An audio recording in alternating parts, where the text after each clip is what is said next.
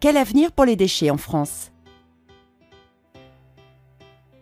Dans un contexte européen engagé en faveur du recyclage et du réemploi, la France doit être en capacité d'atteindre les objectifs suivants adoptés en mai 2018. D'ici à 2024, collecte séparée des déchets biodégradables ou recyclage à la source comme le compostage domestique par exemple.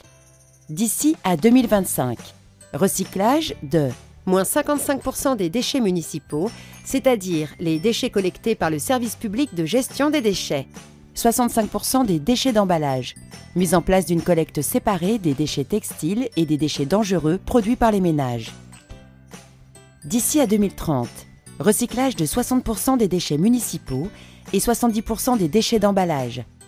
Réduction des pertes alimentaires du producteur au consommateur afin de contribuer à l'objectif des Nations Unies visant à réduire de 50% à l'échelle mondiale le volume de déchets alimentaires. D'ici à 2035, recyclage de 65% des déchets municipaux. La part des déchets municipaux mis en décharge doit être réduite à 10% maximum de la quantité totale. Afin de réduire les prélèvements en ressources et les pollutions, il est plus que temps de modifier les modes de production, de consommation, de tri et de recyclage. La transition vers une économie circulaire est un projet de société dont l'objectif est de sortir de la société du tout jetable. Elle invite à faire évoluer nos pratiques de vie, à inventer de nouveaux modes de production et de consommation plus durables, notamment en privilégiant l'usage à la propriété en passant à une économie de la fonctionnalité. Des projets innovants émergent pour dynamiser cette économie de la fonctionnalité comme les bibliothèques d'objets à destination des particuliers qui permettent d'emprunter des objets assez peu utilisés au quotidien par une partie importante de la population, comme du gros outillage, du matériel de camping ou de cuisine. Ce basculement de modèle économique demande une action volontariste pour définir un cadre économique et financier qui incite les acteurs à prendre des décisions dans le sens de l'économie circulaire et pour structurer des filières de production capables de boucler la boucle.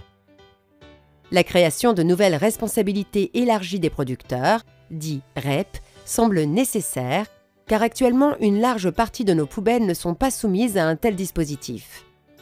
Près d'un tiers des déchets ménagers des Français est composé de produits en fin de vie n'ayant pas de filière de recyclage, comme les jouets, les ustensiles de cuisine, les équipements de sport, les outils de bricolage et de jardinerie, mais aussi les matériaux inertes et des millions de produits divers, vaisselle, textiles sanitaires, couches-culottes, produits pour animaux domestiques, matériel scolaire. Par ailleurs, de très nombreux déchets issus des activités économiques n'ont actuellement aucune filière de recyclage nationale. Les fabricants ou importateurs de ces produits ne contribuent en aucune manière à la gestion des déchets, contrairement à ceux intégrés dans une responsabilité élargie des producteurs, REP.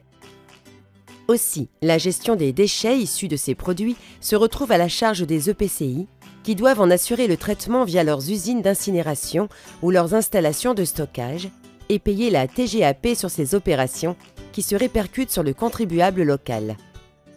Enfin, une réflexion sur la fiscalité de la gestion des déchets est engagée, comme la création d'une TVA écologique permettant de valoriser les produits issus de l'économie circulaire et favorisant l'utilisation de matériaux recyclés, ou bien encore la création d'une taxe générale sur les activités polluantes, TGAP, incitative, afin de stimuler les démarches permettant d'atteindre les objectifs nationaux de prévention et de valorisation.